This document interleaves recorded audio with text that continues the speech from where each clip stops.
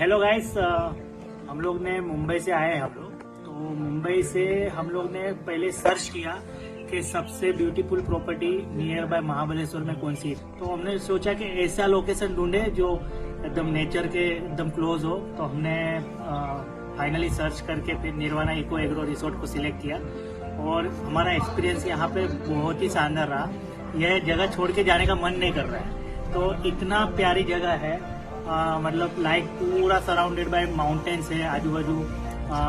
सबसे best point है इनका इंफिनिटी पूल। इंफिनिटी पूल में नहाते नहाते आप आराम से कुदरती सौंदर्य मान सकते हैं।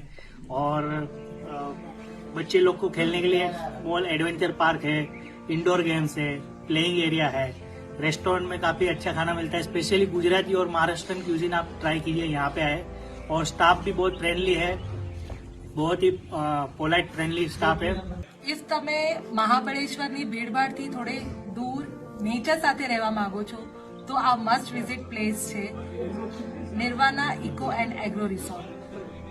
મારા માટે મી ટાઈમ કાઢવો બહુ જ મુશ્કેલ છે, બીકોઝ હું એક ટ્વિન્સની મધર છું।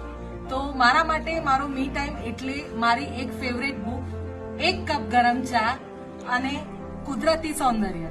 તો મારા માટે આ મારી સૌથી બેસ્ટ